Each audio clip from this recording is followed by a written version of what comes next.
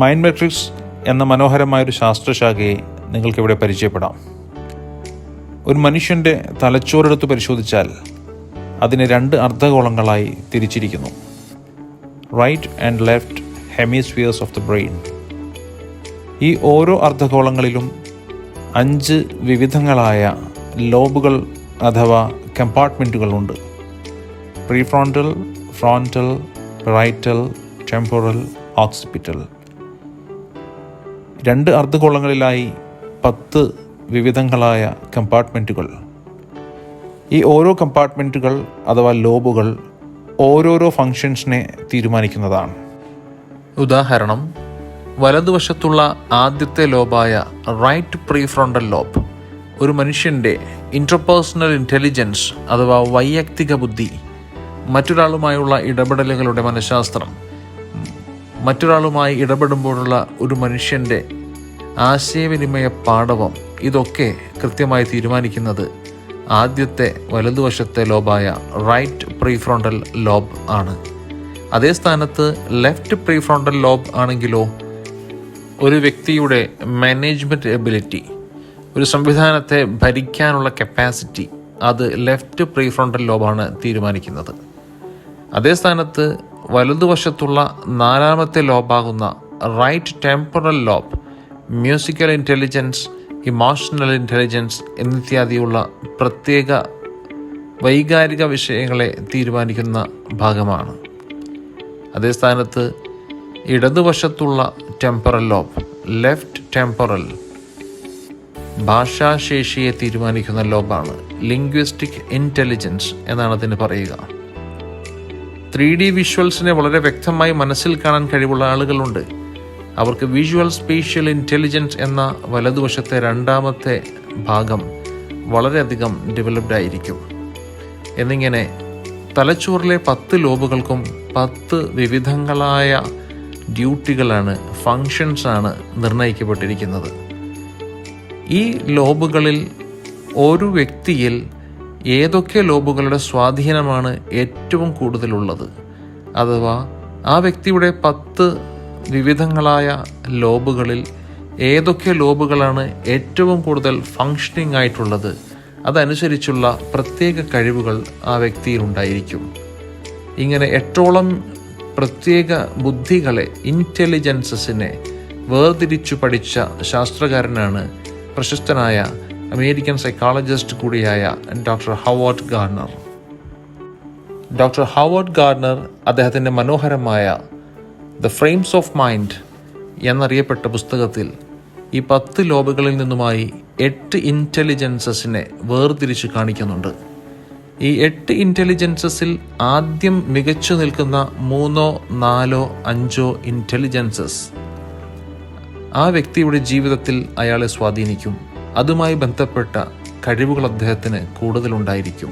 അതുമായി ബന്ധപ്പെട്ട ജോലികളിൽ ഏർപ്പെട്ടാൽ വളരെ സന്തോഷത്തോടെയും ആത്മനിർവൃതിയോടെയും വളരെ മികച്ച രീതിയിൽ ആ ജോലി പൂർത്തിയാക്കാൻ അവർക്ക് സാധിക്കുകയും ചെയ്യും. ഇതിനെയാണ് പാഷൻ അനുസരിച്ച് പ്രൊഫഷൻ തിരഞ്ഞെടുത്താൽ അതിൽ പെർഫെക്ഷൻ ഉണ്ടാകും എന്ന് പറയാനുള്ള കാരണം. ഒരു വ്യക്തിയുടെ യഥാർത്ഥ പാഷൻ കണ്ടെത്തിയാൽ ആ വ്യക്തിക്ക് ജീവിതത്തിൽ അനുഗുണമാകുന്ന പ്രൊഫഷനുകൾ കൃത്യമായി നമുക്ക് നിർണയിച്ചു കൊടുക്കാനാകും. ഇനി എങ്ങനെയാണ് ഒരു വ്യക്തിയുടെ പാഷൻ കണ്ടെത്തുക? വളരെ സിമ്പിളാണ്. ആ വ്യക്തിയുടെ തലച്ചോറിലെ 10 ലോബുകളിൽ ഏതൊക്കെ ലോബുകളാണ് ഏറ്റവും ശക്തമായിരിക്കുന്നത് എന്ന് കണ്ടെത്തലാണ് ഇതിനാവശ്യം. അതെങ്ങനെയാണ് സാധ്യമാകുന്നത്? ഒരു മനുഷ്യൻ്റെ തലച്ചോറിലേക്ക് സന്നിവേശിപ്പിക്കപ്പെടുന്ന ന്യൂറോണുകളുടെ എണ്ണമാണ് അതിനെ തീരുമാനിക്കുന്നത്. ഗർഭസ്ഥ കാലഘട്ടത്തിലെ 13ാമത്തെയും 19ാമത്തെയും ആഴ്ചകൾക്കിടയിലാണ് ബ്രെയിനിലേക്കുള്ള 10 ലോബുകളിൽ ന്യൂറോണുകൾ സന്നിവേശിപ്പിക്കപ്പെടുന്നത്. 10,000 കോടിയോളം വരുന്ന ന്യൂറോണുകളിൽ നല്ലൊരു ശതമാനം ന്യൂറോണുകളും തലച്ചോറിൻ്റെ വിവിധങ്ങളായ 10 ലോബുകളിലേക്ക് എത്തപ്പെടുന്നത് ഈ പറയപ്പെട്ട ഗർഭസ്ഥ കാലഘട്ടത്തിലെ 13 മുതൽ 19 വരെയുള്ള ആഴ്ചകളിലാണ്. ഏറ്റവും കൂടുതൽ ന്യൂറോണുകൾ ഏതൊക്കെ ലോബുകളിലാണോ ഉള്ളത്, ആ ലോബുകളുടെ ഫങ്ഷനാലിറ്റി ആ മനുഷ്യൻ്റെ ജീവിതത്തിൽ കൂടുതലുണ്ടാകും. ഏതൊക്കെ ലോബുകളിലാണ് കൂടുതൽ ന്യൂറോണുകൾ കണക്റ്റ് ചെയ്യപ്പെട്ടിരിക്കുന്നത്, എന്ന് എങ്ങനെയാണ് കണ്ടെത്താനാവുക? അത്ഭുതകരമായ ഒരു ശാസ്ത്ര രഹസ്യമാണിത്. തലച്ചോറിൻ്റെ വിവിധ ലോബുകളിലേക്ക് ന്യൂറോണുകൾ കണക്ട് ചെയ്യുന്ന സെയിം മില്ലി സെക്കൻഡ്സിലാണ് നമ്മുടെ കൈവിരലുകളിലെ റിഡ്ജുകൾ അഥവാ വിരലടയാളങ്ങൾ ഫോം ചെയ്യുന്നത്. വിരലടയാളങ്ങളും തലച്ചോറിലെ വിവിധങ്ങളായ ലോബുകളും തമ്മിൽ അഭേദ്യമായ ബന്ധമാണുള്ളത്. 10 ലോബുകളെ 10 കൈവിരലുകൾ റെപ്രസെൻ്റ് ചെയ്യുന്നു. ഓരോ ലോബുകളിലും ന്യൂറോണുകൾ കണക്ട് ചെയ്യുന്ന എണ്ണമനുസരിച്ച് ഒരു ലോഗരിതമിക് വാല്യൂവിൽ നിങ്ങളുടെ കൈവിരലുകളിലെ റിഡ്ജുകളുടെ എണ്ണം നോക്കിയാൽ അത് മനസ്സിലാക്കാൻ പറ്റും. മനോഹരമായ ഈ ശാസ്ത്ര കണ്ടെത്തൽ തലച്ചോറില്ലാതെ ജനിക്കുന്ന കുട്ടികളിൽ കൈവിരലുകൾ വിരലടയാളങ്ങളില്ലാതെയാണ് എന്നതാണ് ഇതുമായി ബന്ധപ്പെട്ട ശാസ്ത്രീയ പഠനങ്ങളിലേക്ക് എത്തിച്ചേരാൻ നിദാനമായ ഒരു നിരീക്ഷണത്തിന് കാരണമായത്. ചുരുക്കത്തിൽ കൈവിരലുകളിലെ വിരലടയാളങ്ങളും തലച്ചോറിലെ 10 ലോബുകളിലെ ന്യൂറോണുകളുടെ എണ്ണവുമായി അഭേദ്യമായ ബന്ധമുണ്ട്. ഒരു വ്യക്തിയുടെ വ്യക്തിത്വ പ്രത്യേകതകൾ അഥവാ പേഴ്സണാലിറ്റി ട്രേറ്റ്സ്, അയാളുടെ കഴിവുകളും കുറവുകളും, സ്ട്രെങ്ത്സ് ആൻഡ് വീക്ക്നെസ്, മറ്റു വ്യക്തികളുമായി ചിന്താഗതിയിലുണ്ടാകുന്ന വ്യതിയാനങ്ങൾ അവരുടെ വ്യക്തിബന്ധങ്ങളെ എങ്ങനെ ബാധിക്കുന്നു എന്ന് മനസ്സിലാക്കിയെടുക്കുന്ന റിലേഷൻഷിപ്പ് കമ്പാറ്റിബിലിറ്റി ഒരു വിദ്യാർത്ഥിയെ സംബന്ധിച്ചിടത്തോളം ഉപരിപഠനങ്ങൾക്ക് ഏറ്റവും അനുയോജ്യമായ ബ്രെയിൻ കപ്പാസിറ്റി ഉപയോഗപ്പെടുത്താൻ പറ്റുന്ന, പെർഫെക്ഷനുള്ള പ്രൊഫഷൻ സമ്പാദിക്കാൻ പറ്റുന്ന കരിയർ ഗൈഡൻസ്, വിദ്യാർത്ഥികളുടെ പഠന ശൈലികൾ കണ്ടാണോ കേട്ടാണോ ചെയ്താണോ പഠിക്കേണ്ടത്, വിഷ്വൽ, ഓഡിറ്ററി, കനസ്തെറ്റിക് എന്നിത്യാദി 3 വിവിധങ്ങളായ പഠനശൈലികളായിരിക്കും വിദ്യാർത്ഥികളിൽ ഉണ്ടാവുക. അതിലേറ്റവും കൂടുതൽ പഠനത്തിന് സഹായിക്കുന്ന ശൈലി ഏതാണെന്ന് ഓരോരുത്തരുടെയും പ്രത്യേകതകൾ തിരിച്ചറിഞ്ഞ് അവർക്ക് വേണ്ട ഗൈഡൻസ് കൊടുക്കാൻ ഈ സംവിധാനം സഹായിക്കും.